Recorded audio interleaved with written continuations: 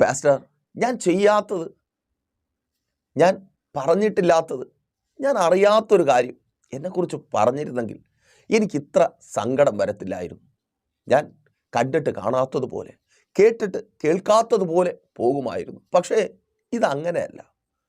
അവർ ചെയ്ത തെറ്റ് എൻ്റെ മേൽ ആരോപിച്ച് അവർ അനുഭവിക്കേണ്ട ശിക്ഷ എന്നെക്കൊണ്ട് അനുഭവിപ്പിച്ച് നോക്കിയേ, അവരുടെ എല്ലാവരുടെ മുമ്പിൽ എന്നെ തലകുനിപ്പിച്ച് എന്നെ ഒരു മോശക്കാരനാക്കി, എന്നെ ഒരു മോശക്കാരിയാക്കി, പറയുവാൻ പാടില്ലാത്തത് പറയിപ്പിച്ചു, ചെയ്യുവാൻ പാടില്ലാത്തത് അവരെ കൊണ്ട് ചെയ്യിപ്പിച്ചു. എന്നിട്ട് എന്നെ തെറ്റുകാരനാക്കിയ, എന്നെ തെറ്റുകാരിയാക്കിയ ആ തെറ്റ് ചെയ്തവനും കൂടെ എന്നെ ശിക്ഷിക്കുവാൻ, അവരും കൂടെ എന്നെ ശിക്ഷിക്കുവാൻ നിൽക്കും. പാസ്റ്റർ, എനിക്ക് വയ്യ, എനിക്ക് പറ്റത്തില്ല. അല്ലേ സഹോദര? നിന്റെ നിരപരാധിത്വം മറ്റുള്ളവരോട് ബോധിപ്പിക്കുവാൻ പോലും കഴിയാതെ, കാരണം നിന്നെ കുറ്റക്കാരൻ ആക്കിയത് നീ അത്രമാത്രം വിശ്വസിച്ച വ്യക്തികളാ, നീ അത്രമാത്രം സ്നേഹിച്ച വ്യക്തികളാ. നീ ഒരിക്കലും ചിന്തിച്ചില്ല അവരിങ്ങനെ, അവനിങ്ങനെ, അവളിങ്ങനെ, അല്ലേ? എന്ത് പറയണമെന്നറിയത്തില്ല. എന്താണ് സങ്കടം? ഞാൻ എങ്ങനെ അവരെക്കുറിച്ച് പറയും? അതൊരു വശത്ത് അവിടെ വലിയൊരാൾക്കൂട്ടമായി നിന്നെ തെറ്റുകാരനായി ഉൾക്കൊണ്ട വലിയൊരാൾക്കൂട്ടം അവിടെ രൂപപ്പെട്ടു. അതെ, നിനക്കറിയാം, ഇനി നിന്റെ ശബ്ദത്തിന് ആ ആൾക്കൂട്ടത്തിൻ്റെ ശബ്ദത്തെ ജയിക്കുവാൻ കഴിയത്തില്ല സഹോദരി. വലിയൊരു കൂട്ടം, അവരെല്ലാം ഒരേ സ്വരത്തിൽ പറയുന്നു, നീയാണ് തെറ്റുകാരി, നീ വന്നു കയറിയത് മുതൽ, നീ ഞങ്ങളുടെ ഭവനത്തിൽ വന്നത് മുതലാണ് പ്രശ്നങ്ങൾ. അതെ, അറിയുന്നവരൊക്കെ അവർക്കൊപ്പം ചേർന്ന് നിൽക്കുന്നു. അത് ശരിയല്ലെങ്കിൽ ഇവരെല്ലാം ഇങ്ങനെ ഇത്ര ഉറപ്പോടെ പറയത്തില്ലല്ലോ, അല്ലേ? അവർ ചെയ്ത തെറ്റിൻ്റെ ഫലം, അവർ ചെയ്ത അതേ പ്രവൃത്തിയുടെ ഫലം നിന്ദയായി, അപമാനമായി അനുഭവിച്ച്, അയ്യോ, ഈ ഒരു അവസ്ഥയിൽ ഞാൻ എങ്ങനെ ജീവിക്കും? ഞാൻ എങ്ങനെ മുൻപോട്ട് പോകും? ഇവിടെ നിന്ന് എങ്ങോട്ടെങ്കിലും പോകണമെന്നുണ്ട്. പക്ഷേ അല്ലേ കുഞ്ഞുമക്കളെ, എല്ലാവരും ചേർന്ന് നിന്നെ കുറ്റക്കാരനാക്കി. സ്കൂളിൽ പോകാൻ പോലും തോന്നുന്നില്ല, പഠിക്കുവാൻ ബുക്ക് തുറന്നു വെച്ചാൽ ഭ്രാന്ത് വരുന്നത് പോലെ. ആരും വിശ്വസിക്കുന്നില്ല, ടീച്ചേഴ്സ് വിശ്വസിക്കുന്നില്ല, മറ്റു കുട്ടികൾ വിശ്വസിക്കുന്നില്ല, എന്തിന് നിന്റെ മാതാപിതാക്കൾ പോലും വിശ്വസിക്കുന്നില്ല. അവരുടെ ശബ്ദം അത്രമാത്രം ഉച്ചത്തിലായിരിക്കുന്നു. തെറ്റ് ചെയ്തവർ ഉച്ചത്തിൽ ആക്രോശിച്ച് നിന്നെ കുറ്റക്കാരനാക്കുന്നു, നിന്നെ കുറ്റക്കാരിയാക്കുന്നു. മോളെ, അതെ അങ്കിൾ, ഞാനിത് ആരോട് പറയും? ആരും വിശ്വസിക്കത്തില്ല. എല്ലാവരും എന്നെ കുറ്റക്കാരിയാക്കുന്നു, എല്ലാവരും എന്നെ കുറ്റക്കാരി എന്ന കണ്ണിലൂടെ നോക്കുന്നു. എങ്ങനെ എനിക്ക് പഠിക്കാൻ കഴിയും? എങ്ങനെ എനിക്ക് ഇവിടെ പിടിച്ചു നിൽക്കുവാൻ കഴിയും? എങ്ങനെ മുൻപോട്ട് പോകുവാൻ കഴിയും? അയ്യോ, ഇനി എന്ത്? എത്ര നാൾ ഞാൻ ചെയ്യാത്ത തെറ്റിൻ്റെ പാപഭാരവും പേറി, അതേ മറ്റുള്ളവർ ചെയ്ത തെറ്റിൻ്റെ ശിക്ഷ അനുഭവിച്ച് എത്ര നാൾ ഇതിനൊരു മറുപടി? അതെ, ഇതിന് മറുപടിയുണ്ട്. എൻ്റെ യേശുവിന് നിന്നോട് സംസാരിക്കുവാനുണ്ട്. ഞാൻ രതീഷ്, നിങ്ങളായിരിക്കുന്നു പ്രൈസർ ഫാമിലിയുടെ പ്രഭാതമന്നെ എന്ന പ്രതിദിന വചന സന്ദേശത്തിനൊപ്പം. കഴിഞ്ഞ രാത്രിയിലും പ്രാർത്ഥനയോടെ അതേ ചെയ്യാത്ത തെറ്റിൻ്റെ പാപഭാരവും പേറി നിരപരാധിത്വം തെളിയിക്കുവാൻ കഴിയാതെ പലയിടങ്ങളിൽ തലകുനിക്കപ്പെട്ട് ആൾക്കൂട്ട വിചാരണ നേരിടുന്നവരായി സകല പ്രതീക്ഷകളും നഷ്ടപ്പെട്ടായിരിക്കുന്ന നിങ്ങൾക്ക് വേണ്ടി പ്രാർത്ഥിച്ച് ദൈവസന്നിധിയിലായിരിക്കുമ്പോൾ തളർന്ന് വിഷമത്തോടെ ഭാരത്തോടെ നിങ്ങളുടെ അവസ്ഥ തിരിച്ചറിഞ്ഞ് നിങ്ങളിൽ ഒരാളായി നിന്ന് പ്രാർത്ഥിച്ചു തുടങ്ങിയ ഞാൻ ആ തളർച്ചയെ മറക്കും വിധത്തിൽ, അതേ ദൈവത്തെ സ്തുതിച്ച് സന്തോഷത്തോടെ മഹത്വപ്പെടുത്തും വിധത്തിൽ നിങ്ങളുടെ ജീവിതത്തിൽ എൻ്റെ ദൈവം ചെയ്യുവാൻ പോകുന്നതിനെക്കുറിച്ച് കേട്ടോ. അതേ ദൈവത്തിൻ്റെ പരിശുദ്ധാത്മാവിനാൽ ആ ദൈവ വചനത്തിൻ്റെ അടിസ്ഥാനത്തിൽ നിങ്ങളുമായി പങ്കുവെച്ച് നിങ്ങൾക്ക് വേണ്ടി പ്രാർത്ഥിക്കുവാൻ കർത്താവിൽ ശരണപ്പെടുന്നു. വലിയ പ്രാർത്ഥനയോടെ പ്രതീക്ഷയോടെ ഒപ്പം വന്നാട്ടെ. ഒന്നും അതേ സഹോദര, സഹോദരി, മാതാവേ, പിതാവേ, കുഞ്ഞുമക്കളെ, ഒന്നും തീർന്നിട്ടില്ല, ഒന്നും തീർന്നിട്ടില്ല. ഇതാ ചിലത് ദൈവം നിങ്ങൾക്ക് വേണ്ടി ചെയ്ത് തുടങ്ങുവാൻ പോകുന്നു. വാക്യത്തിലേക്ക് നിങ്ങളുടെ ശ്രദ്ധയെ ഞാൻ ക്ഷണിക്കുകയാണ്. ഉൽപ്പത്തി പുസ്തകം 39-ാം അധ്യായം 14-15 വാക്യങ്ങൾ. അതിനൊപ്പം തന്നെ 41-ാം അധ്യായം 41-ാമത്തെ വാക്യവും നമ്മൾ ഒരുമിച്ച് വായിക്കും. ബൈബിൾ കരങ്ങളിലുള്ളവർ, വിശുദ്ധ വേദപുസ്തകം കരങ്ങളിൽ എടുക്കുവാൻ കഴിയുന്ന സാഹചര്യത്തിലായിരിക്കുന്നവർ ബൈബിൾ എടുത്ത് ചേർന്ന് വായിച്ചാട്ടെ. ഉൽപ്പത്തി പുസ്തകം 39-ാം അധ്യായം 14-15 വാക്യങ്ങൾ. അവൾ വീട്ടിലുള്ളവരെ വിളിച്ച് അവരോട്, കണ്ടോ, നമ്മെ ഹാസ്യമാക്കേണ്ടതിന് അവനൊരു എബ്രായനെ കൊണ്ടുവന്നിരിക്കുന്നു. അവൻ എന്നോടുകൂടെ ശയിക്കേണ്ടതിന് എൻ്റെ അടുക്കൽ വന്നു. എന്നാൽ ഞാൻ ഉറക്കെ നിലവിളിച്ചത് കേട്ടപ്പോൾ അവൻ തൻ്റെ വസ്ത്രം എൻ്റെ അടുക്കൽ വിട്ടേച്ച് ഓടിപ്പോയി കളഞ്ഞു എന്ന് പറഞ്ഞു. ഒരു കള്ള കുറ്റം ആരോപിക്കപ്പെടുകയാണ്. ആരുടെ മേൽ? ഒരു ചെറുപ്പക്കാരന് മേൽ. അവൻ്റെ വംശം എബ്രായ വംശമാണ്. അവിടെ ശ്രദ്ധിക്കേണ്ട ചില കാര്യങ്ങളുണ്ട്. അതുകൊണ്ടാണ് നിങ്ങൾ എനിക്കൊപ്പം ചേർന്ന് വായിക്കുവാൻ പറഞ്ഞത്.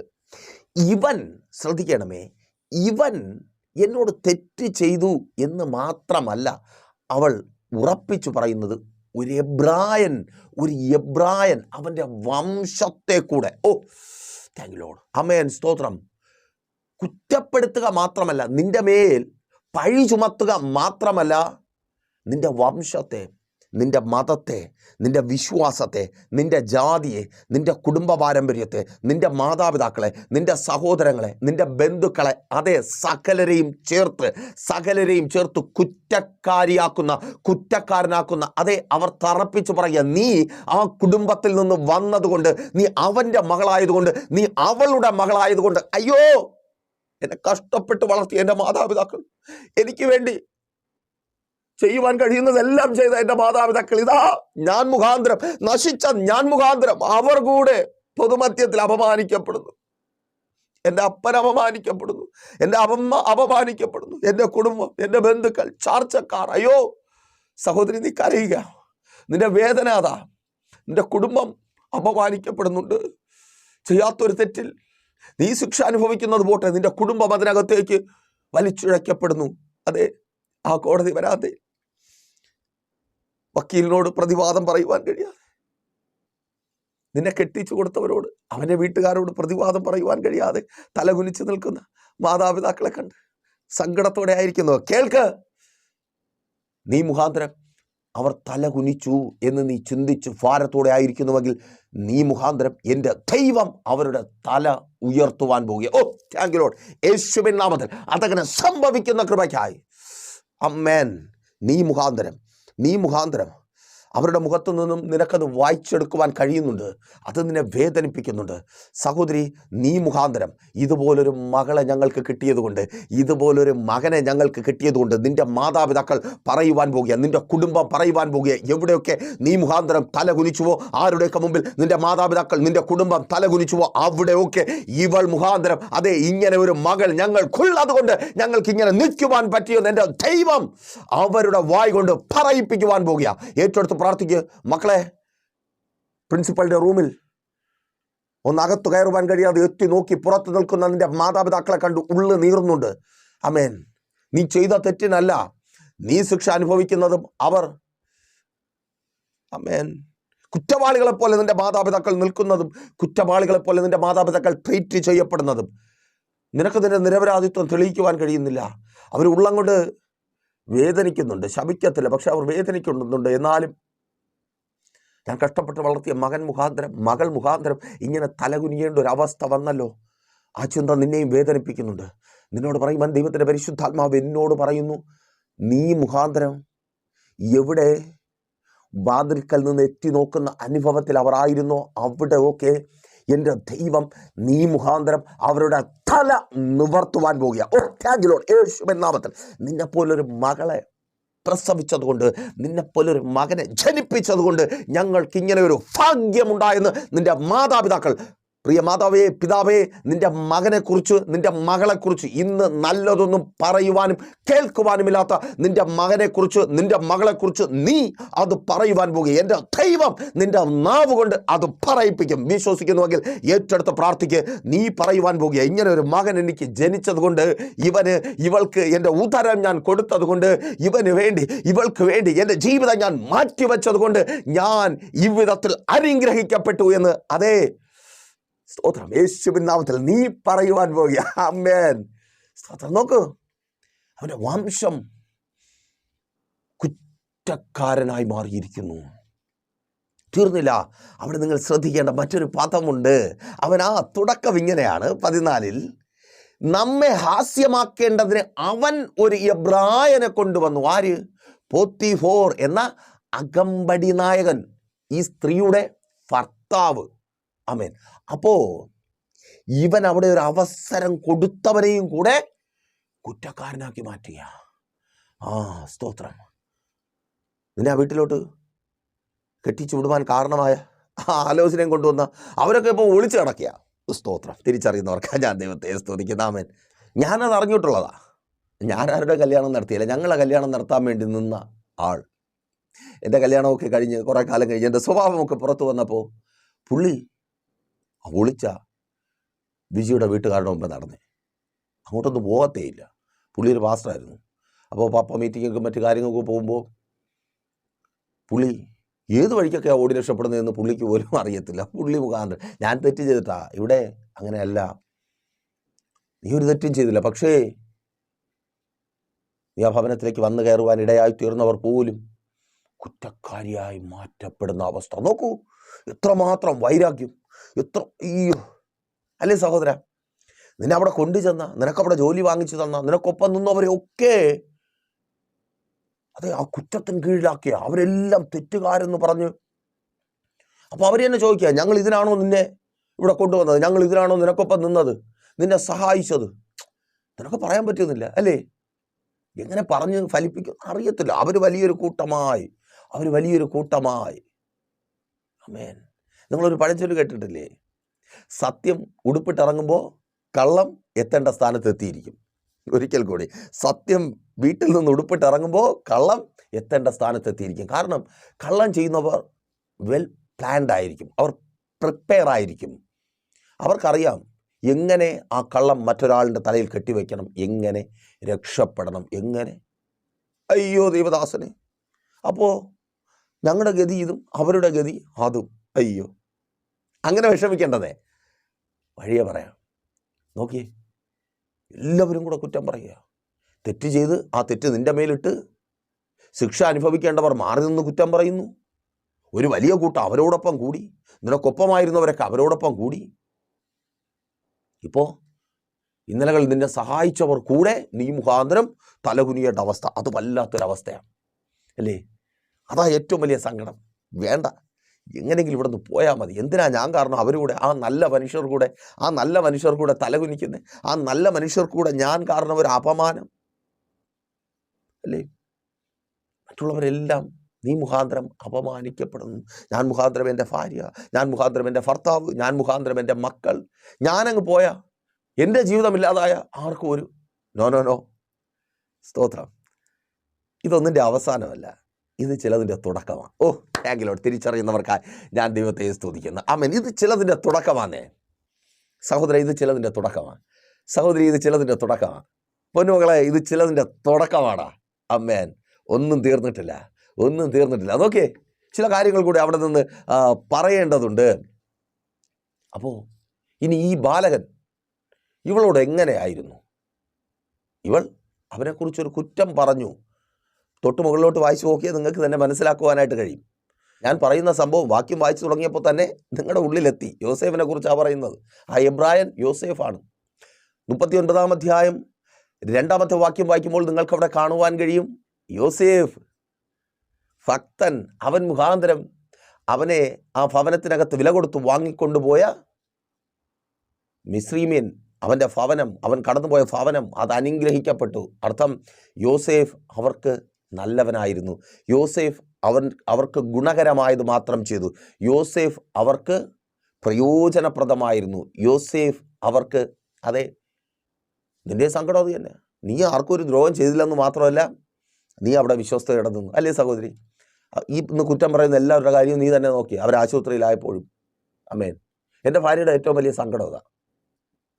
എൻ്റെ അമ്മയ്ക്ക് എന്ത് ആവശ്യം വന്നാലും എന്ത് കാര്യത്തിനും എൻ്റെ ഭാര്യയെ മാത്രമേ ലാസ്റ്റ് കാണത്തുള്ളൂ. പക്ഷേ അതെല്ലാം കഴിയുമ്പോൾ പിന്നെ പറയേണ്ട കാര്യമില്ലല്ലോ. ഇടയ്ക്ക് അമ്മ ഒന്ന് വിഴുന്നിട്ട് കയ്യിലൊരു ചെറിയ ബുദ്ധിമുട്ടുണ്ടായി. അപ്പോൾ പ്ലാസ്റ്ററൊക്കെ ഇട്ട് കിടക്കുക. എൻ്റെ രണ്ടാമത്തെ മോനെ പ്രസവിച്ച് 2 മാസം കഴിഞ്ഞ സമയത്താണ്. അപ്പോൾ ഇവിടെ നിന്ന് ഞങ്ങളിപ്പോൾ താമസിക്കുന്നിടത്ത് നിന്ന് ഞങ്ങൾ ഇറക്കി വിട്ട വീട്ടിലേക്ക് ഏകദേശം ഒരു 300 മീറ്ററിന് അടുപ്പിച്ച് ദൂരമുണ്ട്. അപ്പോൾ ഇവിടെ നിന്ന് ആഹാരമൊക്കെ റെഡിയാക്കി. ഇവിടെ ഞങ്ങൾ വരെ ആഹാരമൊന്നും ശരിയാകും പറഞ്ഞാൽ കഴിച്ചു തുടങ്ങിയില്ല. കാരണം വിജി പ്രസവം കഴിഞ്ഞായിരിക്കുന്ന സമയം എന്തെങ്കിലും ഒരു തരം ഹോട്ടലിൽ നിന്ന് വാങ്ങും, അല്ലെങ്കിൽ ആരെങ്കിലും വിശ്വാസികൾ കൊണ്ടുവരുന്ന ആഹാരം. പക്ഷേ അമ്മ വയ്യാതായപ്പോൾ അവർക്ക് നല്ല ആഹാരം കൊടുക്കണമല്ലോ. ഈ വയ്യാത്ത അവസ്ഥയിൽ എഴുന്നേറ്റ് ആഹാരമൊക്കെ ഉണ്ടാക്കി കൊണ്ടുപോകും. അപ്പോൾ കൊണ്ടുകൊടുത്തിട്ട് ഒരു ദിവസം കരഞ്ഞുകൊണ്ട് വന്നത് ആഹാരം കൊണ്ടുകൊടുത്ത് തിരിച്ചിറങ്ങിയിട്ട് ഒന്നുകൂടെ എന്തോ ആവശ്യത്തിന് പാത്രം എടുക്കുവാൻ, തലേ ദിവസം കൊണ്ടുപോയി പാത്രം എടുക്കാൻ അകത്ത് കയറിയപ്പോൾ അമ്മയും അച്ഛനും കൂടെ കൊണ്ടുകൊടുത്ത ആഹാരമൊക്കെ മുമ്പിൽ എടുത്ത് വെച്ചിട്ട് അതിനെ നോക്കി പ്രാർത്ഥിക്കുക, ഇതിൽ ചെയ്തിരിക്കുന്ന ആഭിചാരങ്ങളും ക്ഷുദ്രങ്ങളും എല്ലാം വിട്ടുപോകട്ടെ. ഒന്ന് ചിന്തിച്ച് നോക്കിയേ. സിസേറിയൻ കഴിഞ്ഞ് 2 മാസമാവാത്ത ഒരുത്തി, അതുവരെ അവളുടെ ഭർത്താവിന് വേണ്ടിയോ അവളുടെ മൂത്ത മോന് വേണ്ടിയോ നേരെ ആഹാരം വയ്ക്കാൻ പറ്റിയില്ല. അത്രയും ശാരീരികമായിട്ടുള്ള ബുദ്ധിമുട്ടുണ്ട്. ഇവർക്ക് വേണ്ടി ഇതെല്ലാം വെച്ച് കൊണ്ട് കൊടുത്തപ്പോൾ ഒന്ന് ആലോചിച്ച് നോക്കിയേ. നമ്മൾ നല്ലത് ചെയ്യും, പക്ഷേ തിരിച്ച് പണി. അതാ, നല്ലത് മാത്രമേ ചെയ്തിട്ടുള്ളൂ. അല്ലേ സഹോദര, നീ അറിഞ്ഞുകൊണ്ട് ഒരു തെറ്റും ചെയ്തിട്ടില്ല. കൂടെ ജോലി ചെയ്യുന്നവർക്ക് തെറ്റ് ചെയ്തിട്ടില്ല. ആ സ്ഥാപനത്തിന് തെറ്റ് ചെയ്തിട്ടില്ല.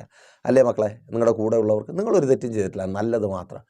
ശുശ്രൂഷക, നീ നല്ലത് മാത്രമേ ചെയ്തിട്ടുള്ളൂ, നീ നല്ലത് മാത്രമേ പറഞ്ഞിട്ടുള്ളൂ. പക്ഷേ ഇപ്പോൾ അതെല്ലാം കൂടെ നിനക്ക് തന്നെ നല്ലതുപോലെ കിട്ടിയിട്ടുണ്ട്. അയ്യോ, പറയണ്ട ദൈവദാസനെ, ഇത് പറഞ്ഞുകൊണ്ടിരുന്നിട്ട് എന്ത് കാര്യം? നമ്മുടെ ജീവിതം ഇങ്ങനെ തന്നെ അല്ല. ഇങ്ങനെ ആരാ പറഞ്ഞ്? യോസേഫ് അവനൊരു എബ്രായൻ മാത്രമല്ല, അവൻ യാക്കോബിൻ്റെ മകൻ മാത്രമല്ല, അവൻ ദർശനം കണ്ടവനാ. അവൻ ദൈവത്തിൻ്റെ സന്നിധിയിൽ വിശ്വസ്തയോടെ ഉറച്ചു നിൽക്കുന്നവനാ. എന്നെ കേൾക്കുന്ന പ്രിയരെ, ഏതൊക്കെ സാഹചര്യങ്ങൾ അനുകൂലമായും പ്രതികൂലമായും വന്നിട്ടും, പ്രലോഭനങ്ങൾ നിരവധി ഉണ്ടായിരുന്നിട്ടും, കഷ്ടനഷ്ടങ്ങൾ അടിക്കടി കടന്നു വന്നിട്ടും, നീ വിശ്വസ്തയോടെ നിൽക്കുന്ന ദൈവം ലവനെയും ലവളയും പോലെ നിന്നെ ഇട്ടിട്ട് പോകുന്നവനല്ല. നീ അവന് മുമ്പിൽ സാഹചര്യം നോക്കാതെ വിശ്വസ്തയോടെ നിന്നിട്ടുണ്ടെങ്കിൽ, അവസ്ഥ നോക്കാതെ എൻ്റെ ദൈവം നിനക്കൊപ്പം വിശ്വസ്തയോടെ നിൽക്കും. അതെ, ഏത് സാഹചര്യത്തിലും. അത് തന്നെയാണ് മിസ്രയീമിന്റെ ഭവനത്തിനകത്തും സംഭവിച്ചത്. അവനെ വില കൊടുത്ത് അടിമയായി വാങ്ങിയവനെ പോലും ദൈവം അനുഗ്രഹിച്ചു. നിന്റെ സാമീപ്യം ഉള്ളിടം അനുഗ്രഹിക്കപ്പെടും. ഇന്ന് ആ ഭവനത്തിൻ്റെ അവസ്ഥ മാറിയത് അതുകൊണ്ട് തന്നെയാണ്. നിന്നെ പറിച്ചു കളയാൻ നിൽക്കുന്ന, ഓടിക്കാൻ നിൽക്കുന്ന, ഒഴിവാക്കി കളയാൻ നിൽക്കുന്ന ആ കുടുംബം ഇന്ന് വിധത്തിൽ നന്നായിരിക്കുന്നത് സഹോദരി നീ മുഖാന്തരം തന്നെയാണ്. പ്രാർത്ഥിക്കുന്ന നീ ഉള്ളത് കൊണ്ട് തന്നെയാണ്. മാതാവേ, പിതാവേ, നിന്റെ മക്കൾ ഇത്രത്തോളമെങ്കിലും എത്തിയത് കരയുന്ന പ്രാർത്ഥിക്കുന്ന നിങ്ങളുള്ളത് കൊണ്ടാണ്. ആമേൻ. ശുശ്രൂഷക, നിന്റെ സഭ ഇന്ന് നിലനിൽക്കുന്നത് ഉപവസിക്കുന്ന പ്രാർത്ഥിക്കുന്ന നീ ഉള്ളത് കൊണ്ടാണ്. കരയുന്ന പ്രാർത്ഥിക്കുന്ന സഹോദര നീ ഉള്ളത് കൊണ്ടാണ് ആ സ്ഥാപനം ഈ പ്രതിസന്ധിയിലും പിടിച്ചു നിൽക്കുന്നത്. അത് തന്നെ ആ ബിസിനസ് അവരുടെ മിടുക്കല്ല. നിന്റെ കഷ്ടപ്പാട്, നിന്റെ കണ്ണുനീർ, നിന്റെ പ്രാർത്ഥന, നീ ദൈവസന്നിധിയിൽ വിശ്വസ്തയോടെ ആയിരുന്നത് കൊണ്ട് നിന്റെ സാമീപ്യം പോലും അനുഗ്രഹത്തിന് കാരണമായി മാറും. എന്നെ കേൾക്കുന്ന പ്രിയ ദൈവമക്കളെ, തിരിച്ചറിയുക. നിങ്ങൾ എത്തിപ്പെടുന്ന സ്ഥാനത്ത് എന്തെങ്കിലും നിങ്ങൾ കൊണ്ടുപോയി സ്തോത്രം. പലപ്പോഴും സങ്കടം അതാ, അല്ലേ മോളെ? അയ്യോ, എൻ്റെ പപ്പേരും അമ്മയിലും അത്രയൊന്നും തരാനില്ലല്ലോ, ഇത്രയൊക്കെ കൊണ്ടുപോയാലേ എനിക്ക് അവിടെ ഒരു വില ഉണ്ടാവൂ. ഇല്ലടി, നീ എൻ്റെ യേശുപ്പനെയും കൊണ്ടുപോ. ഒന്നുമില്ലാതെ നീ അതിനകത്ത് പോയാലും നീ മുഖാന്തരം ആ ഭവനം അനുഗ്രഹിക്കപ്പെടും. യേശുവിൻ നാമത്തിൽ. മോളെ, നിന്നോടാ, നീ മുഖാന്തരം നീ ചെന്നു കയറുന്ന കുടുംബത്തിൻ്റെ പേര് മാറും. ഓ, താങ്ക് യു ലോർഡ്. യേശുവിൻ നാമത്തിൽ. ആമേൻ. തിരിച്ചറിയുന്നവർക്കായി ഞാൻ ദൈവത്തെ സ്തുതിക്കുന്നു. നീ മുഖാന്തരം സ്തോത്രം. നോക്കിയേ, അപ്പോൾ ഇവൾ ഇതെല്ലാം പ്ലാൻ ചെയ്ത്, സംഭവം അറിയാലോ, ഒരു തെറ്റ് ചെയ്യുവാൻ തൻ്റെ ഇഷ്ടത്തിന് ഈ ചെറുക്കനെ വിളിച്ചു. ആ ചെറുക്കൻ പറഞ്ഞു ഇല്ല. അവൾ വിളിച്ച സമയത്ത് എന്നെ കേൾക്കുന്ന സഹോദരന്മാർ, സഹോദരിമാർ, മാതാപിതാക്കൾ, കുഞ്ഞുമക്കൾ തിരിച്ചറിയേണ്ട ഒരു കാര്യമുണ്ട്. 39-ാം അധ്യായം നിങ്ങൾ വായിച്ചു നോക്കുക. വളരെ ലളിതമാണ് കേട്ടോ വിശുദ്ധ വേദപുസ്തകത്തിൻ്റെ എഴുത്ത്. പലരും അതിനെ കോംപ്ലിക്കേറ്റഡ് ആക്കി മാറ്റും എന്ന് മാത്രമേ ഉള്ളൂ. സംഭവം ലളിതമാണ്. യേശു ഉപമകളിലൂടെ സംസാരിച്ചു. അതുപോലെ തന്നെ ആ വേദപുസ്തകത്തിൻ്റെ എഴുത്ത് മുഴുവൻ ലളിതമായി, ഏറ്റവും ലളിതമായി, നിങ്ങൾക്ക് ഏറ്റവും വ്യക്തമായി മനസ്സിലാക്കുവാൻ കഴിയുന്നത് പോലെ. അപ്പം നോക്കിയേ, ഇവനെ വില കൊടുത്ത് വാങ്ങി അടിമയായി വീട്ടിൽ കൊണ്ടാക്കിയിരിക്കുന്ന, ജോലി ചെയ്യിപ്പിക്കുന്ന പോത്തിഫോർ എന്ന മിസ്രയീമിലെ രാജാവിൻ്റെ അകമ്പടി നായകനായ ആ മനുഷ്യൻ്റെ ഭാര്യ, അവൾക്ക് ഈ മനുഷ്യനോട് അഥവാ യോസേഫിനോട് ഒരു അനുരാഗം തോന്നി. തൻ്റെ ഇഷ്ടത്തിന് വിധേയനാകുവാൻ അവനെ നിർബന്ധിക്കുന്നു. അപ്പോൾ അവൾ പറയുന്നൊരു കാര്യമുണ്ട്. 39:11 അത് നിങ്ങൾക്ക് വായിച്ച് മനസ്സിലാക്കുവാനായിട്ട് കഴിയും. അവൻ തൻ്റെ പ്രവൃത്തി ചെയ്യാൻ വീട്ടിനകത്തേക്ക് ചെന്നു. വീട്ടിൽ ആരും ഇല്ലാതിരുന്നു, അല്ലെങ്കിൽ അവിടെ ആരും ഇല്ലായിരുന്നു. അർത്ഥം അവരെ കാണുവാൻ ആരുമില്ല. അപ്പോൾ ഈ സ്ത്രീ ഇവനെ കടന്നു പിടിച്ചു. ആ സ്ത്രീയുടെ മനോഗതം ഇതാണ്, അല്ലെങ്കിൽ യോസേഫിനോട് പറയാതെ പറയുകയാണ്, നമ്മളെ ആരും കാണത്തില്ല, ഇവിടെ നമ്മൾ ആരും കാണത്തില്ല, അതുകൊണ്ട് സേഫാണ്. അതെ, നല്ല സാഹചര്യം നോക്കിയാൽ നിന്നെ കൂട്ടുവിളിച്ചത്, നീ പോവാത്തോണ്ടാണ് പണി കിട്ടിയത്. ആമേൻ, സ്തോത്രം. മനസ്സിലായവർക്കായി ഞാൻ ദൈവത്തെ സ്തുതിക്കുന്നു. ഇപ്പോൾ ചിന്താതാ, അന്ന് അവളുടെ കൂടെ അവൻ്റെ കൂടെ അങ്ങനെ അങ്ങ് പെയ്യുന്നെങ്കിൽ ഇന്നും ഒരു കുഴപ്പവും വരില്ലായിരുന്നു. ഇന്ന് ആരുടെ മുമ്പേ തലകുനിച്ച് കുറ്റക്കാരനായിട്ട് നിൽക്കേണ്ടി വരത്തില്ലായിരുന്നു. ഇനി പറഞ്ഞിട്ട് കാര്യമില്ലല്ലോ, അതുകൊണ്ട് നിനക്ക് ദോഷം വരത്തില്ല. ഇവിടെ ശ്രദ്ധിച്ചേ. അപ്പോൾ അവളുടെ മനോഗതം ആരും കാണുന്നില്ല, ചുറ്റുപാടും ആരുമില്ല. ഇനി യോസേഫിൻ്റെ മനോഗതം എന്താണ്? ആർക്കും കാണാത്തിടത്തും എനിക്ക് വേണ്ടി തുറന്നു വച്ചിരിക്കുന്ന 2 കണ്ണുകളുണ്ട്. എൻ്റെ ദൈവത്തിൻ്റെ കണ്ണ്, മയങ്ങാതെ ഉറങ്ങാതെ എനിക്ക് വേണ്ടി തുറന്നിരിക്കുന്ന കണ്ണുകൾ. എന്നെ കേൾക്കുന്ന പ്രിയ സഹോദര സഹോദരി, ആരും കാണുവാനില്ല എന്ന്, ആരും അറിയുവാനില്ല എന്ന് നീ ആയിരിക്കുന്ന, മറ്റുള്ളവർ പറയുന്ന അതേ ആ അവസ്ഥയിലും നിനക്ക് വേണ്ടി മയങ്ങാതെ അടഞ്ഞു പോകാതെ തുറന്നിരിക്കുന്ന കണ്ണുകളുണ്ട്. സർവശക്തനായ ദൈവത്തിൻ്റെ കൺമുൻപിൽ നീ ആയിരിക്കുന്നു, തിരിച്ചറിയൂ. അതുകൊണ്ട് 1, നീ ഭയപ്പെടേണ്ട, 2, നീ തെറ്റ് ചെയ്യരുത്. ആമേൻ, സ്തോത്രം. കുഞ്ഞുമക്കളെ, നിങ്ങൾക്ക് ആ ഓർമ്മ വേണം. ഇവള് പറഞ്ഞതുപോലെ പലരും വന്ന് പറയും, ആരും കാണത്തില്ല. പിന്നെ ദൈവം ഇതൊക്കെ കണ്ടുകൊണ്ടിരിക്കുകയല്ലേ, അല്ലേ? പലരുടെയും നമ്മൾ പറയും, അയ്യോ തെറ്റാണ്, ഇതൊക്കെ നമ്മൾ ദൈവമക്കളാണ്, ചെയ്യാൻ പാടില്ല. പിന്നെ ദൈവം, ഇവക്കും വേണമെങ്കിൽ അങ്ങനെ പറയാമായിരുന്നു. നിനക്ക് വല്ല അറിയാടാ എബ്രായ ചെറുക്കാൻ, നിനക്ക് ആപ്പാടെ ഒരു ദൈവമുള്ളൂ, ഞങ്ങൾക്കിവിടെ 10 ദൈവമുണ്ട്. ആ 10 ദൈവവും കാണാത്തടുത്ത് വെച്ചാൽ ഞാൻ നിന്നെ പാപം ചെയ്യാൻ വിളിക്കുന്നത്. അപ്പോഴാ പക്ഷേ യോസേഫ് പറയും, നിന്റെ 10 ദൈവങ്ങളെ പോലെയല്ല, ഈ ആകാശത്തെയും ഭൂമിയെയും സകലത്തെയും സൃഷ്ടിച്ചു പരിപാലിക്കുന്ന സർവശക്തനായ ദൈവം, എൻ്റെ മേൽ വാഗ്ദത്തങ്ങളെ തന്ന ദൈവം, പൊട്ടക്കുഴിയിൽ തകർന്നു പോകാതെ നിന്റെ ഭവനത്തിനകത്ത് എനിക്ക് സുഖജീവിതമൊരുക്കിയ എൻ്റെ ദൈവം, അടിമ വീട്ടിലും എന്നെ യജമാനനെ പോലെ പരിപാലിക്കുന്ന ദൈവം, നീ പോലും മോഹിക്കും വിധത്തിൽ എന്നെ ആക്കി വച്ചിരിക്കുന്ന ദൈവം, തിരിച്ചറിയ്. ആമേൻ, സ്തോത്രം.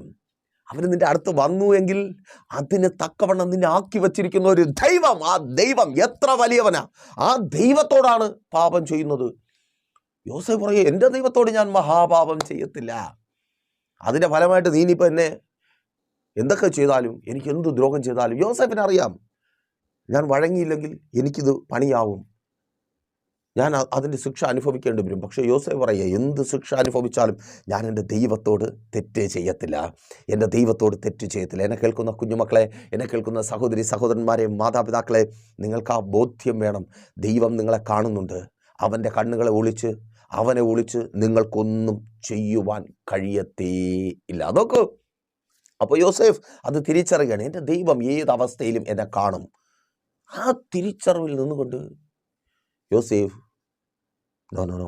നോ പറഞ്ഞു. അവൾ എന്ത് ചെയ്തു?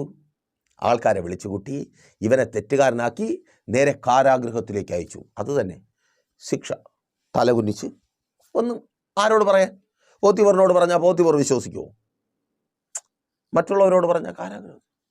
നോ വിശ്വസിക്കത്തില്ല. ഇനി എന്താണ് നിങ്ങളുടെ ജീവിതത്തിൽ ദൈവം ചെയ്യുവാൻ പോകുന്നത്? നോക്കൂ, 41-ാം അധ്യായം 41-ാമത്തെ വാക്യത്തിൽ ചുരുക്കം വാക്കുകൾ മാത്രമേ പറയത്തുള്ളൂ. ബാക്കി മുഴുവനും ദൂതാണ്. പ്രാർത്ഥിച്ച് നിങ്ങളൊരു പേപ്പർ എടുത്ത് എഴുതി വെച്ചോളണം കർത്താവ് നിങ്ങളുടെ ജീവിതത്തിൽ ചെയ്യുവാൻ പോകുന്നത്. 41-ാമത്തെ വാക്യം, ഇതാ മിസ്രയീം ദേശത്തിനൊക്കെയും ഞാൻ നിന്നെ മേലധികാരിയാക്കി വച്ചിരിക്കുന്നു എന്ന് ഫറവോൻ യോസേഫിനോട് പറഞ്ഞു. എന്നാരോട് പറഞ്ഞു? യോസേഫിനോട് പറഞ്ഞു. യോസേഫ് ആരാ? ആ കള്ളക്കുറ്റം ചാർത്തപ്പെട്ട് കാരാഗ്രഹത്തിനകത്തായിരിക്കുന്നവർ. യോസേഫ് എവിടെ വച്ചാണ് കുറ്റം ചാർത്തപ്പെട്ടവനായി കാരാഗ്രഹത്തിലേക്ക് നടത്തപ്പെട്ടത്? പോത്തിഫോർ എന്ന, നോക്കൂ 39 1 വാക്യത്തിൽ പറയുന്നു, പോത്തിഫോർ ഫറവോന്റെ രാജാവിൻ്റെ ഒരു ഉദ്യോഗസ്ഥനായിരുന്നു. ആ ഉദ്യോഗസ്ഥന്റെ ജോലി എന്താണ്? അകമ്പടി നായകൻ. രാജാവ് പോകുന്നിടത്തൊക്കെ രാജാവിനെ പിന്തുടരുക. അർത്ഥം കൊട്ടാരത്തിനോട്, രാജാവിനോട് ഏറ്റവും അടുത്താണ് ഈ പോത്തിഫോർ താമസിക്കുന്നത്. ആമേൻ. അപ്പോൾ പോത്തിഫറിന്റെ ജോലി കുടുംബമായിട്ട് തന്നെ രാജാവിനോട് അടുത്ത് നിൽക്കുന്ന ജോലിയാണ്. രാജാവിനെ പ്രസാദിപ്പിക്കുക, രാജാവ് സന്തോഷമായിട്ടിരിക്കുക, അതൊക്കെയാണ് അവരുടെ നിലനിൽപ്പിൻ്റെ അടിസ്ഥാനം. അപ്പോൾ പോത്തിഫറും തൻ്റെ ഫാമിലി മുഴുവൻ എപ്പോഴും ശ്രദ്ധിച്ചു കൊണ്ടിരിക്കുന്ന കാര്യം പഴയ രാജഭരണകാലത്ത് അറിയാം. അതേക്കുറിച്ചുള്ള ഡോക്യുമെൻറ്റേഷനൊക്കെ നിങ്ങളുടെ ഓർമ്മയിൽ വരട്ടെ. അവരെ പ്രസാദിപ്പിക്കുക, കുടുംബമായി മക്കളായി സന്തോഷിപ്പിച്ച് രാജാവിനെ സന്തോഷിപ്പിച്ച് നിൽക്കുക, രാജാവിനെ സന്തോഷിപ്പിച്ച് നിൽക്കുക, രാജാവിന് ഇഷ്ടമുള്ള കാര്യങ്ങൾ ചെയ്യുക. ഇനി അവിടെ നിൽക്കട്ടെ. യോസേഫ് അവിടെ ആരാ? 40 വാക്യത്തിൽ എന്താ പറയുന്നത്? ഈ സിംഹാസനം കൊണ്ട് മാത്രമാണ്. ഫറവോൻ എന്ന മിസ്രീമിയ രാജാവ് പറയുകയാണ്, ഈ സിംഹാസനം, ഞാൻ ഇരിക്കുന്ന ഈ സിംഹാസനം കൊണ്ട് മാത്രമാണ് ഞാൻ നിന്നെക്കാൾ വലിയവൻ, അല്ലാതെ നിന്നെ ഞാൻ ഏറ്റവും ഉയർന്ന സ്ഥാനത്ത്, ഈ രാജ്യത്തിലെ ഏറ്റവും ഉന്നതമായ സ്ഥാനത്ത് ഏറ്റവും വലിയവനാക്കി വച്ചിരിക്കുന്നു. സ്തോത്രം. ഈ വാക്ക് ഫറവോനിൽ നിന്നാണ് വന്നതെങ്കിലും ഇതാരാ ചെയ്തത്? ദൈവം. ആമേൻ. എന്തുകൊണ്ട്? ദൈവത്തോട് പാപം ചെയ്യുവാൻ യോസേഫ് തയ്യാറാകാത്തത് കൊണ്ട്. എന്തുകൊണ്ട്? ദൈവസന്നിധിയിൽ യോസേഫ് വിശ്വസ്തനായിരുന്നത് കൊണ്ട്. എന്തുകൊണ്ട്? തലകുനിക്കപ്പെടേണ്ടി വന്നതുകൊണ്ട്. എന്തുകൊണ്ട്? ചെയ്യാത്ത കുറ്റം ആരോപിക്കപ്പെട്ട് ശിക്ഷിക്കപ്പെട്ടത് കൊണ്ട്. എന്തുകൊണ്ട്? അതെ, നിന്ദിക്കപ്പെട്ടത് കൊണ്ട്. എന്തുകൊണ്ട്? അപമാനിക്കപ്പെട്ടത് കൊണ്ട്. എന്തുകൊണ്ട്? ദർശനമുള്ളത് കൊണ്ട്. ഓ താങ്ക് യു ലോർഡ്. യേശുവിൻ നാമത്തിൽ തിരിച്ചറിയുന്നവർക്കായി ഞാൻ ദൈവത്തെ സ്തുതിക്കുന്നു. ആമേൻ. നിന്റെ ജീവിതത്തിൽ ദൈവം ചെയ്യുവാൻ പോകുന്നത് നീ ഒരിക്കലും പ്രതീക്ഷിക്കാത്ത വ്യക്തികളിലൂടെ കേൾക്കുവാൻ പോകുക. ദൂത ഏറ്റെടുത്ത് പ്രാർത്ഥിക്കുക. മക്കളെ, നിങ്ങളുടെ ജീവിതത്തിൽ ദൈവം ചെയ്യുവാൻ പോകുന്നത് നിങ്ങൾ ഒരിക്കലും പ്രതീക്ഷിക്കാത്ത വ്യക്തികൾ നിങ്ങളോട് പറയുവാൻ പോകുക. സഹോദരി, നിന്റെ ജീവിതത്തിൽ, സഹോദരൻ, നിന്റെ ജീവിതത്തിൽ ഒരിക്കലും നീ ആര് പറഞ്ഞാലും വിശ്വസിക്കത്തില്ല.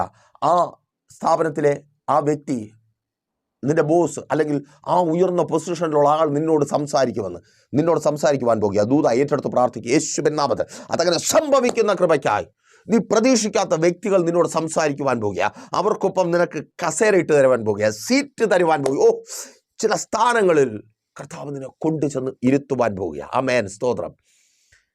പ്രാർത്ഥിച്ച് ബാക്കി പ്രാപിച്ചെടുത്തോ. വേഗത്തിൽ വരട്ടെ. ഇനി ഫറവോനൊപ്പം അല്ലെങ്കിൽ ഫറവോനേക്കാൾ ഉയർന്ന സ്ഥാനമുള്ളവനായി ആരുണ്ട്? യോസേഫുണ്ട്. നോക്ക്, യോസേഫിന് മുമ്പിൽ ആരുണ്ട്? പോത്തിഫറുണ്ട്. പോത്തിഫറിൻ്റെ ഒപ്പം ആരുണ്ട്? പോത്തിഫറിൻ്റെ ഭാര്യയുണ്ട്. ഓരോ നിമിഷം പോത്തിഫറിൻ്റെ ഭാര്യ യോസേഫിനെ കാണുമ്പോഴൊക്കെ തൻ്റെ ജന്മദിവസത്തെ ശപിക്കും. അയ്യോ, ഇങ്ങനെ ഒരു നശിച്ച ജീവിതം, ഇവന് മുമ്പിൽ ഇവനെ തൊഴുത് ഇവനെ സേവിച്ച് ഞാൻ നിൽക്കേണ്ടി വന്നുവല്ലോ.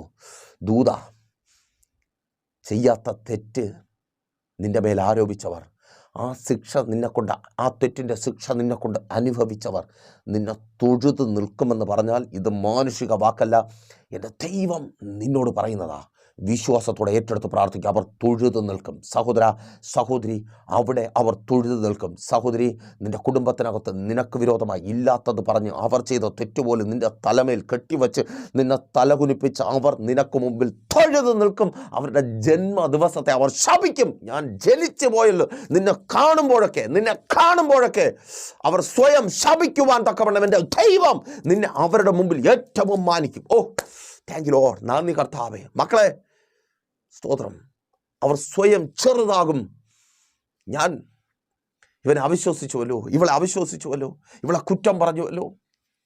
ആമേൻ. എവിടെയൊക്കെ നീ പഴികെട്ടുവോ, ആരുടെയൊക്കെ മുമ്പിൽ നീ തലകുനിച്ചു നിന്നു, അതിന് കാരണമായവർ നിന്നെ തൊഴുത് നിൽക്കും വിധത്തിൽ എൻ്റെ ദൈവം നിന്നെ ചില സ്ഥാനങ്ങളിൽ കൊണ്ടുപോയിരുത്തും. ശുശ്രൂഷക, തൊഴുത് നിൽക്കും വിധത്തിൽ. അതേ പ്രിയരെ, ആമേൻ. സ്തോത്രം. യോസേഫ് എന്തെങ്കിലും പ്രതികാരം ചെയ്തു എന്ന് അവിടെ രേഖപ്പെടുത്തിയിട്ടില്ല, പക്ഷേ എൻ്റെ ദൈവം പ്രതികാരം ചെയ്യും. ഒന്നുകൂടെ വീഡിയോ കട്ട് ചെയ്തിട്ട് തുടക്കത്തിൽ നിന്ന് കേൾക്കുക. ദൂത് വിളിച്ച് പറയട്ടെ, അവർ തൊഴുത് നിൽക്കും. നിൻ്റെ കണ്ണുനീർ താഴെ വീണിട്ടുണ്ടെങ്കിൽ, നിൻ്റെ തല കുനിയപ്പെട്ടിട്ടുണ്ടെങ്കിൽ, ചെയ്യാത്ത കുറ്റത്തിന് നീ പഴി കേട്ടിട്ടുണ്ടെങ്കിൽ, നീ നിന്ദിക്കപ്പെട്ടിട്ടുണ്ടെങ്കിൽ, നീ അപമാനിക്കപ്പെട്ടിട്ടുണ്ടെങ്കിൽ, അവർ തല കുനിച്ചു നിൽക്കും. അവരുടെ ജന്മദിവസത്തെ ശപിക്കും. അவ்விധത്തിൽ അവരുടെ മുമ്പിൽ നിന്നെ ഉയർത്തുന്ന ഒരു ദൈവം ഉണ്ട്. അതുകൊണ്ട് ഭയപ്പെടേണ്ട, ഭാരപ്പെടേണ്ട, ധൈര്യമായിരിക്കുക. ഒറ്റയ്ക്കല്ലെന്നേ. യോസേഫ് അവിടെ ഒറ്റയ്ക്കാ, പക്ഷേ നീ ഒറ്റയ്ക്കല്ല. Pressure family നിനക്കൊപ്പമുണ്ട്. പ്രാർത്ഥിക്കുവാനും നിനക്ക് വേണ്ടി ഉപവസിക്കുവാനും തളർന്നു പോകാതെ നിന്നെ താങ്ങി നിർത്തുവാനും ആ സ്ഥാനത്തേക്ക് നിന്നെ കരം പിടിച്ച് നടത്തുവാനും. കോൺടാക്ട് ചെയ്തോ. പ്രാർത്ഥനാ വിഷയങ്ങൾ അറിയിക്കുക. നിങ്ങളുടേത് മാത്രമായൊരു വിഷയത്തിന് വേണ്ടി ഒരു ഉപവാസ പ്രാർത്ഥന ക്രമീകരിക്കുവാൻ ആഗ്രഹിച്ചായിരിക്കുന്നുവെങ്കിൽ, നിങ്ങളായിരിക്കുന്ന സ്ഥാനത്ത് ഏത് സാഹചര്യത്തിലും നിങ്ങളുടെ വിഷയത്തിന് വേണ്ടി മാത്രമായി ഒരു ഉപവാസം ക്രമീകരിക്കുവാൻ നിങ്ങൾക്ക് അവസരമുണ്ട്. കോൺടാക്ട് ചെയ്യുക. നിങ്ങളുടെ പ്രാർത്ഥനാ വിഷയങ്ങൾ അറിയിക്കുക. നിങ്ങളുടെ പ്രിയപ്പെട്ടവരിലേക്ക് മെസ്സേജുകൾ ലൈക്ക് ചെയ്തും കമൻറ്റ് ചെയ്തും ഷെയർ ചെയ്തും എത്തിക്കുക. അവരെയും പ്രൈസർ ഫാമിലി കുടുംബത്തിലെ അംഗങ്ങളാക്കി ചേർത്ത് നിർത്തുക. എല്ലാ വെള്ളിയാഴ്ചയും രാവിലെ 11:30 മണി മുതൽ പ്രൈസർ ഫാമിലിയുടെ ഉപവാസവും ഓൺലൈൻ മധ്യസ്ഥ പ്രാർത്ഥനയും ലൈവ് സ്ട്രീം ചെയ്യുന്നുണ്ട്. പ്രൈസർ ഫാമിലി ഗ്ലോബൽ എന്ന നമ്മുടെ യൂട്യൂബ് ചാനലിലൂടെ നിങ്ങളുടെ പ്രാർത്ഥനാ വിഷയങ്ങൾ കമൻറ്റ് ചെയ്യുക. ലിങ്ക് അവൈലബിൾ അല്ലാത്തവർ വാട്സപ്പിൽ കോൺടാക്ട് ചെയ്യുക. ലൈവായി ഞങ്ങൾ നിങ്ങൾക്ക് വേണ്ടി പ്രാർത്ഥിക്കും. ലൈവായി നിങ്ങളായിരിക്കുന്ന സ്ഥാനത്ത് ദേശം അത്ഭുതപ്പെടുന്നവർ, അതേനേ തല കുനിച്ചവർ, തല ഉയർത്തുന്ന, നീ തല ഉയർത്തുന്ന, തല കുനിപ്പിച്ചവർ, നിന്റെ തല കുനിപ്പിച്ചവർ ലജ്ജിക്കുന്ന ആ അനുഭവത്തെ കർത്താവ് ഒരുക്കും. എല്ലാ ഞായറാഴ്ചയും രാവിലെ 10 മണി മുതൽ പ്രൈസർ ഫാമിലിയുടെ സഭാരാധന ലൈവ് സ്ട്രീം ചെയ്യുന്നുണ്ട്. നിങ്ങൾ ലോകത്തിൻ്റെ ഏത് ഭാഗത്തായിരുന്നാലും ഒരു ആരാധന അനുഭവം മിസ് ചെയ്തായിരിക്കുന്നുവെങ്കിൽ ജോയിൻ ചെയ്യുവാൻ കഴിയും. കടന്നു വരുവാൻ കഴിയുന്നവർ, മറ്റൊരാലയത്തിൽ കടന്നു പോകാത്തവർ കടന്നു വരിക. എല്ലാ ഞായറാഴ്ചയും വൈകുന്നേരം 3 മണി മുതൽ പ്രൈസർ ഫാമിലിയുടെ 2ാമത്തെ സെക്ഷൻ ആരാധന നെയ്യാറ്റുകര അമരവിളയിൽ താന്നിമൂട് MS പ്ലാസ എന്ന കെട്ടിടത്തിൻ്റെ താഴെ അവിടെ ഒരു വെയിറ്റിംഗ് ഷെഡുണ്ട്. അതിൻ്റെ തൊട്ട് പുറകിൽ സുമംഗലി ഓഡിറ്റോറിയത്തിൻ്റെ മുൻപിൽ കടന്നു വരിക. അനുഗ്രഹം പ്രാപിക്കുക. കണ്ണടച്ചോ. വിശ്വസ്ത കർത്താവേ, നല്ല ദൈവമേ, അപ്പോൾ തളർന്നും നിരാശപ്പെട്ടും വേദനപ്പെട്ടും ഈ ശബ്ദത്തോടെ ഒപ്പമായിരുന്നവർ ഇപ്പോൾ അവർ ശക്തിപ്പെട്ട കൃപയ്ക്കായി അടിയനങ്ങയെ സ്തുതിക്കുന്ന കർത്താവേ, കേട്ട വചനത്തിന് മുമ്പിൽ ഞങ്ങൾ താഴ്ത്തി സമർപ്പിക്കുന്നു. വചനം പോലെ ഇവരെ കുറ്റപ്പെടുത്തിയവർ, തങ്ങൾ ചെയ്ത കുറ്റങ്ങൾ ഇവരുടെ മേലിട്ട് ഇവരെ കുറ്റക്കാരാക്കി തലകുനിപ്പിച്ചവർ കണ്ട് ലജ്ജിക്കും വിധത്തിൽ, സ്വയം ജനിച്ച ദിവസത്തെ ശപിക്കും വിധത്തിൽ അങ്ങ് ഇവരെ മാനിക്കണമേ, അങ്ങ് ഇവരെ ഉയർത്തണമേ കർത്താവ്. ഇവരിലെ രോഗികൾക്ക് വേണ്ടി അടിയൻ പ്രാർത്ഥിക്കുന്നു. യേശുവേ, എല്ലാ രോഗങ്ങളും ഇപ്പോൾ സൗഖ്യമാകട്ടെ. രോഗാത്മാക്കൾ വിട്ടുപോകട്ടെ. നാഡീ നരമ്പുകളെ ബലഹീനപ്പെടുത്തുന്ന രോഗങ്ങൾ, രോഗാവസ്ഥകൾ മാറിപ്പോകട്ടെ. ചില വൈകല്യങ്ങൾ മാറിപ്പോകട്ടെ. അവയവങ്ങൾ സൗഖ്യമാകട്ടെ. അവയവങ്ങളിലെ രോഗങ്ങൾ മാറിപ്പോകട്ടെ. ബലഹീനതകൾ മാറിപ്പോകട്ടെ. എല്ലാ അസ്ഥി സംബന്ധമായ രോഗങ്ങൾ മാറട്ടെ. എല്ലാ വാതരോഗങ്ങളും മാറിപ്പോകട്ടെ. പ്രായാധിക്യം മൂലമുള്ള രോഗങ്ങൾ മാറിപ്പോകട്ടെ. യേശുവേ, വേഗത്തോടുന്ന വചനമയച്ച് ഇവരെ സൗഖ്യമാക്കുന്ന കൃപയ്ക്ക് യേശുവിൻ നാമത്തിൽ. ജോലിയില്ലാത്ത പ്രിയപ്പെട്ടവർക്ക് വേണ്ടി അടിയൻ പ്രാർത്ഥിക്കുന്നു. യേശുവേ, ഇന്ന് ഞങ്ങളുടെ പ്രാർത്ഥനയ്ക്ക് അങ്ങ് മറുപടി നൽകണമേ. അനുഗ്രഹിക്കപ്പെട്ട ജോലി നൽകി ഇവരെ അങ്ങ് മാനിക്കണമേ. അങ്ങയുടെ സാന്നിധ്യം കൊണ്ട് ഇവരെ ശക്തീകരിക്കണമേ. ഇവർ തളർന്നും തകർന്നും പോകുവാൻ അനുവദിക്കരുത്. അങ്ങയുടെ വലിയ സാന്നിധ്യം ഇവർക്ക് കരുതലായി കാവലായി കൂടിയിരിക്കണമേ. ജോലിയില്ലായ്മ മുഖാന്തരം കടഭാരങ്ങളിലായവർ വഴികളെ തുറന്ന് കടങ്ങളിൽ നിന്ന് പുറത്തു കൊണ്ടുവരണമേ. എല്ലാ കടങ്ങളും പലിശക്കടങ്ങളും ജപ്തി നോട്ടീസുകൾ മാറിപ്പോകട്ടെ. കൊടുത്തു തീർക്കുവാൻ കഴിയാതെ ആത്മഹത്യയെന്നും ചിന്തിച്ചായിരിക്കുന്നവർ സ്വർഗ്ഗം അങ്ങ് അത്ഭുതം പ്രവർത്തിക്കണമേ.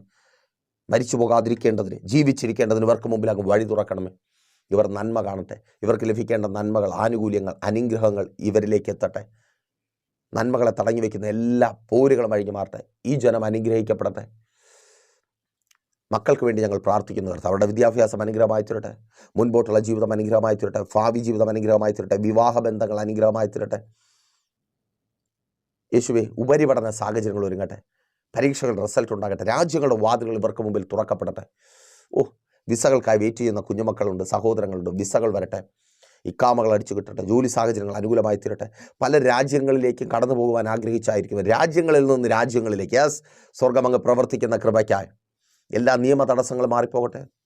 ജോലി ഒഴിവുകൾ ഉണ്ടാകട്ടെ. പഠനത്തോടൊപ്പം ജോലികൾ ചെയ്യുന്നവർ സ്വർഗം അങ്ങ് അത്ഭുതം പ്രവർത്തിക്കണമേ. തൊഴിൽ സാഹചര്യങ്ങളെ ഈ പ്രിയപ്പെട്ടവർക്ക് അനുകൂലമായി അനുഗ്രഹമാക്കി അങ്ങ് തീർക്കണമേ. ഇന്നത്തെ എല്ലാ ശോചനീയ അവസ്ഥകളും മാറിപ്പോകട്ടെ. എല്ലാ ഞെരുക്കത്തിൻ്റെ അവസ്ഥകളും മാറിപ്പോകട്ടെ. എല്ലാ ദാരിദ്ര്യവും മാറട്ടെ. എല്ലാ ഇല്ലായ്മയും മാറട്ടെ. അടുക്കളയിലെ ദാരിദ്ര്യം മാറട്ടെ. പേഴ്സിലെ ദാരിദ്ര്യം മാറട്ടെ. കുടുംബജീവിതങ്ങൾ അനുഗ്രഹിക്കപ്പെടട്ടെ. ഭാര്യ ഭർത്താവ് സ്നേഹത്തിൽ ഐക്യതയിൽ ചേർന്ന് വരട്ടെ. ഡിവോഴ്സുകൾ മാറിപ്പോകട്ടെ, കോടതികൾ കയറിയിറങ്ങുന്ന അനുഭവം മാറട്ടെ, സിവിൽ ക്രിമിനൽ കേസുകൾക്ക് തീർപ്പുണ്ടാകട്ടെ, മദ്യപാന വ്യഭിചാര വെറിക്കൂത്തുകൾ മാറിപ്പോകട്ടെ, ഉദരഫലങ്ങൾ ജനിക്കട്ടെ, ഭവനങ്ങളില്ലാത്തവർ ഭവനങ്ങൾ പണിയട്ടെ, വസ്തുക്കൾ വാങ്ങട്ടെ, വാഹനങ്ങൾ വാങ്ങട്ടെ. Thank you Lord. യേശുവിൻ നാമത്തിൽ മനോഹരമായ ഭവനങ്ങൾ പണിതെടുക്കട്ടെ. ശുശ്രൂഷകന്മാർ അനുഗ്രഹിക്കപ്പെടട്ടെ. പ്രാർത്ഥനാ ജീവിതമുള്ളവരായവർ മാറട്ടെ. ബിസിനസ്സുകൾ ചെയ്യുന്നവർ അനുഗ്രഹിക്കപ്പെടട്ടെ. സ്വദേശത്തും വിദേശത്തും ബാധിക്കപ്പെട്ടവർ വിടുവിക്കപ്പെടട്ടെ. പിതാവിൻ്റെയും പുത്രൻ്റെ പരിശുദ്ധാത്മാവിൻ്റെ നാമത്തിൽ ഈ ജനത്തെ അടിയൻ അനുഗ്രഹിച്ച് പ്രാർത്ഥിക്കും, അനുഗ്രഹമാക്കി പരിപാലിക്കും. യേശുവിൻ നാമത്തിൽ തന്നെ ആമേൻ. അപ്പോൾ മറക്കാതെ നിങ്ങളുടെ വിലയേറിയ അഭിപ്രായങ്ങളും നിർദ്ദേശങ്ങളും ഞങ്ങളെ അറിയിക്കുമല്ലോ. നാളെ പകലും ദൈവം വെച്ചാൽ നമ്മളിപ്പോൾ ഒരുമിച്ചായിരുന്നു കേട്ടനുഗ്രഹം പ്രാപിച്ച പ്രൈസർ ഫാമിലിയുടെ ഇത് നിങ്ങളുടെ വിടുതൽ നേരം അല്ല, പ്രഭാതം എന്ന പ്രതിദിന വചന സന്ദേശത്തിനൊപ്പം നമ്മൾ ഒരുമിച്ച് തന്നെ ആയിരിക്കും. അതുവരേക്കും പ്രിയരെ, have a nice day. Praiser Family Global മിനിസ്ട്രിയുടെ വിശുദ്ധ സഭാരാധന എല്ലാ ഞായറാഴ്ചയും രാവിലെ 10 മണി മുതലും എല്ലാ വെള്ളിയാഴ്ചകളിലും ഉപവാസവും ഓൺലൈൻ മധ്യസ്ഥ പ്രാർത്ഥനയും രാവിലെ 11 മണി മുതലും ഞങ്ങൾ നിങ്ങൾക്കായി ലൈവിൽ പ്രാർത്ഥിക്കുന്നു. നിങ്ങളുടെ പ്രാർത്ഥനാ വിഷയങ്ങൾ കമന്റ് ചെയ്യുക. പ്രൈസർ ഫാമിലി ഗ്ലോബൽ എന്ന നമ്മുടെ യൂട്യൂബ് ചാനലിലൂടെ നിങ്ങൾ ലോകത്തിന്റെ ഏത് ഭാഗത്തായിരുന്നാലും ഞങ്ങൾക്കൊപ്പം ചേർന്ന് പ്രാർത്ഥിക്കുവാനും ആരാധിക്കുവാനും അവസരമുണ്ട്.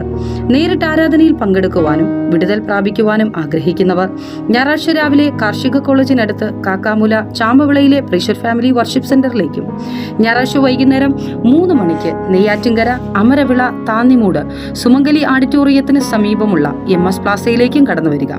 നിങ്ങളുടേതായ ഒരു വിഷയത്തിന് വേണ്ടി പ്രാർത്ഥിക്കുവാനും കൗൺസിലിംഗിനുമായി സ്ക്രീനിൽ കാണുന്ന നമ്പറിൽ കോൺടാക്ട് ചെയ്യുക. നിങ്ങൾക്കും ഈ പ്രോഗ്രാം സ്പോൺസർ ചെയ്യുവാനും കർത്താവായ യേശുക്രിസ്തുവിന്റെ സുവിശേഷം അനേകരിലേക്ക് എത്തിക്കുവാനും അവസരമുണ്ട്. പ്രാർത്ഥനയോടെ വിളിക്കുക. ആമേൻ.